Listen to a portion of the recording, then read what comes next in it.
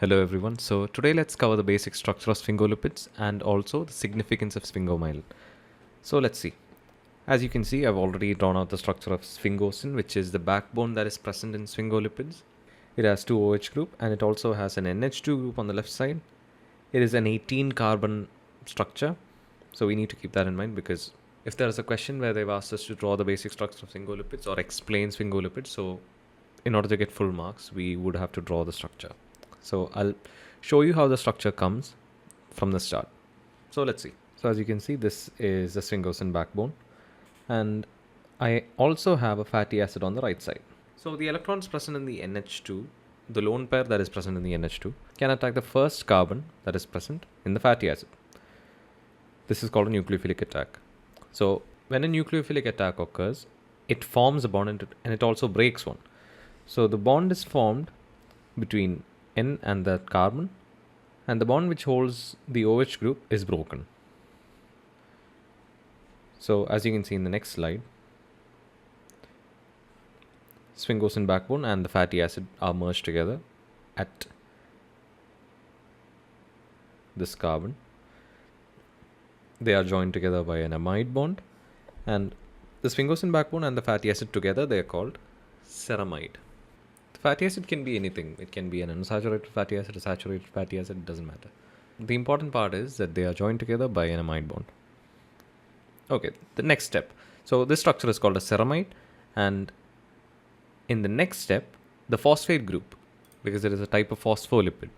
In the next step, the phosphate group reacts with the head group, which is the first hydroxyl group that is present in the sphingosine backbone.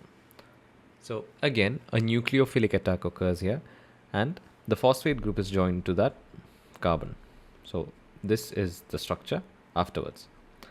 This is called a phosphorylated ceramide because only a phosphate group is added to ceramide. So it's a phosphorylated ceramide. So in the next step, we can add other hydroxyl groups to the phosphate group. So again, a nucleophilic attack occurs and the hydroxyl group can be joined to the phosphate group. So this is the resulting structure. So this is the basic structure of sphingolipid.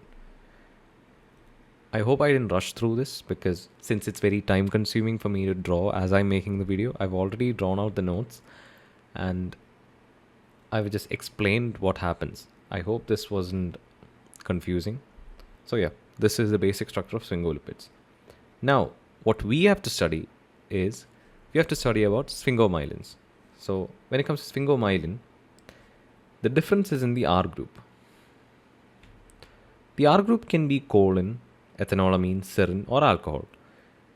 But in the case of sphingomyelin, the R group is choline. This is choline.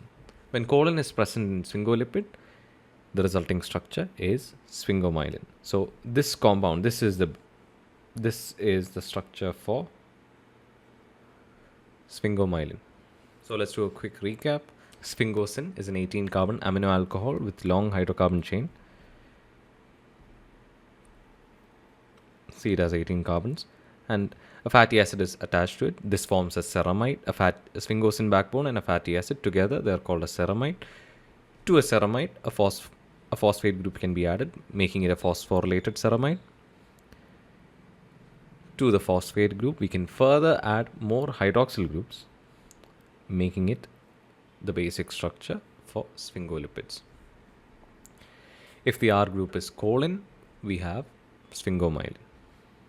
So that's how you get sphingomyelin. We just need to study the basic structure of sphingolipid. We do not have to remember how it's formed. We don't need to remember where the bonds are being broken, where the bonds are being formed. But then for the sake of studying, for the sake of simplicity, just so you guys understand how it's working, I've explained it from scratch. So I hope this was easy. I hope you guys understood this. The next part is easy. Significance of sphingomyelin. So sphingomyelin is highly concentrated in myelin sheath of nerve cells. So what is myelin sheath? Myelin sheath is a multi-layered membrane that wraps around axons, and their function is that they provide electrical insulation so that we can effectively transfer nerve impulses to different parts of the body. And they also help in signal transduction and cell communication. So different types of cell communication like apoptosis, cell cycle arrest, things like that. Another significance is that they are a precursor for bioactive molecules. So bioactive molecules like ceramide, we know what ceramide is. Ceramide is sphingosine backbone and fatty acid chain. So it's a precursor for that. So yeah, that's it for significance of Sphingomyelin. So let me just write those points down.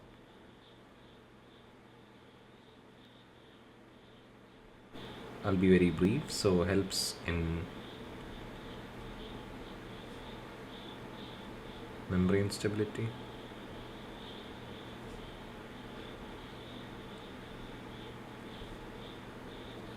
essential for formation of lipid rafts,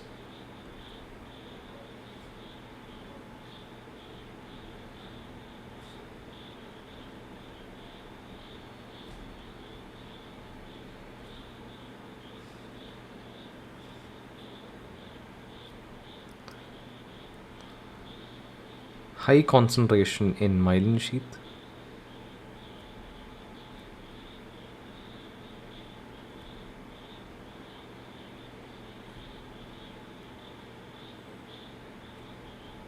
I can also add provides electrical insulation. That comes under the myelin sheath significance.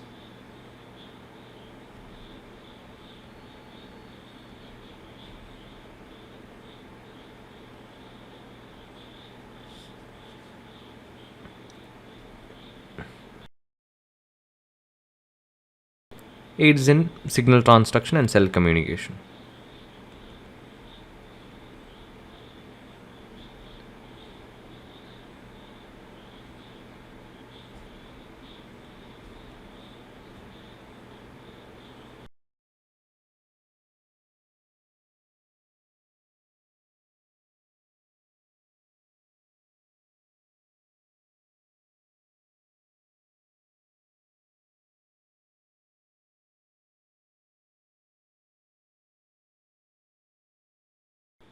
So that's it for today's video. It's a very short video. I just wanted to get this out of the way. I just wanted to explain sphingolipids and sphingomyelins because I didn't want to mix this with lipids that I'll be covering in the following days.